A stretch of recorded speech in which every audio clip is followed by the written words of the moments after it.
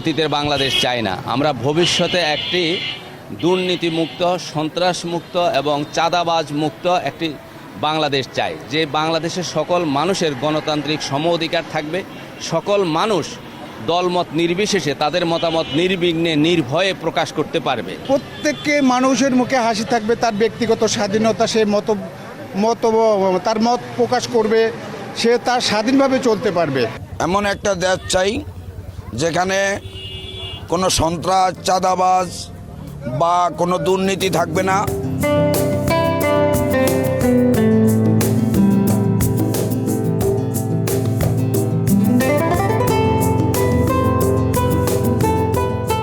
আমাদের দ্বীপ জেলা ভোলায় শিক্ষার দিক থেকে একটু পিছিয়ে আছে। আমাদের এখানে শিক্ষা প্রতিষ্ঠানের সংকট এটা বলা যাবে না, তবে যোগ্য শিক্ষকের সংকট রয়েছে। কলেজের বাইরে কোনো শিক্ষা প্রতিষ্ঠান নাই।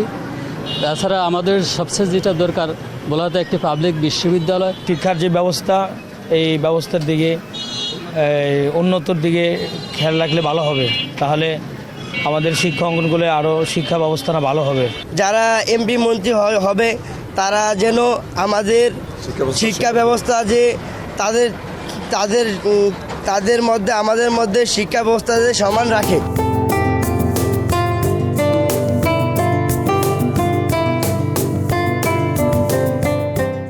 মেডিকেল কলেজে না থাকার কারণে ভালো মানের কোনো ডাক্তার আমরা পাচ্ছি না, এবং রাত্রে 8টার পরে যদি কোনো রোগী অসুস্থ হয় আমরা বরিশাল বা ঢাকা নেওয়ার কোনো রাস্তাও পাচ্ছি না। ভালো চিকিৎসার জন্য উন্নত ব্যবস্থা করতে হবে, ভোলাতে মেডিকেল কলেজ তৈরি করতে হবে। অধিকাংশ শিক্ষিত মানুষ এখন বেকারগ্রস্ত।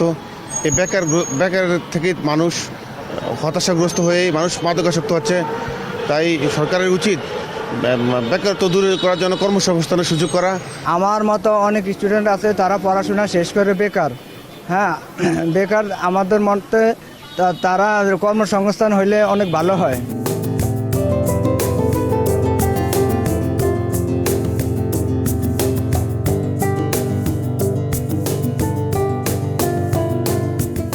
ভোলাতে যেভাবে গ্যাসের উৎপন্ন আছে সে অনুসারে শিল্প কারখানা হলে আমাদের এলাকার যে জনগণ আছে তাদের কর্মসংস্থান বাড়বো, তারা ভালোভাবে চলতে পারবো।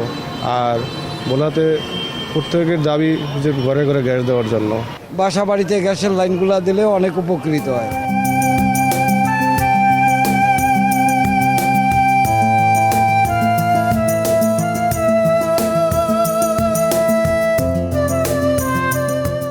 মধ্যবিত্ত লোকেরা সেগুলো আপনার অনেক কষ্ট আছে, যারা খেটে খাওয়া মানুষ, যেরকম চাষাবাদ করে। কৃষিকাজ করি আমরা, কোনো কাজে আমরা লাভবান হইতে পারি না, লসও দিতেছি।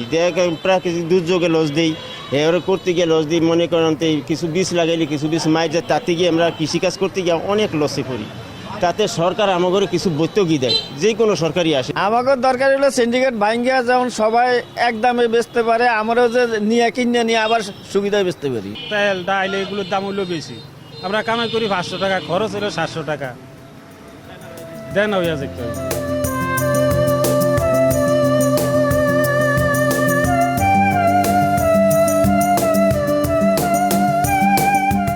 দীর্ঘ 17 বছর আমাদের এলাকায় রাস্তাঘাটের পরিস্থিতি খুবই খারাপ। ঘর থেকেও বাইরে যারা অটো একটা মানুষ যদি বিপদে ফেলে একটা গাড়ি পাইব, তাও রাস্তার ঢকে যাইতে পারে না। রাস্তা ভাঙার কারণে আমরা গাড়ি চালাইতে পারি না। যাত্রীদের ভোগান্তিও, যাত্রীরা গাড়ি পায় না ঠিক মতো। আমরা ভাঙ্গা দেখে গাড়ি চালাইতে পারি না, ভিতরে ঢুকি না।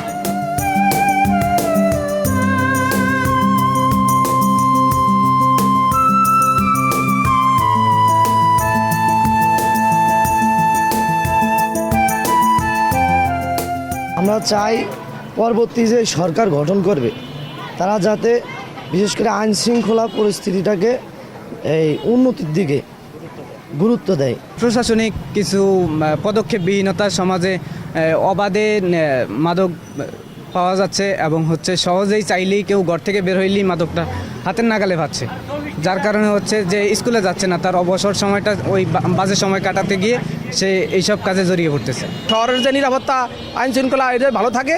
আর বর্তমান নদীতে যে চুরি ডাকাতি হইতে আছে, যে আবার মেঘনায় যে জলদস্যুদের তীব্রতা বার্তা আছে, ধরে মানুষেরা নিয়ে যে অর্থ আদায় করতে আছে আটকে, যাতে এই ধরনের যাতে উদ্যোগ নেওয়া হয় নির্বাচিত সরকারের কাছে, এটা আমার দাবি, আর আইন শৃঙ্খলা বাহিনীর কাছে।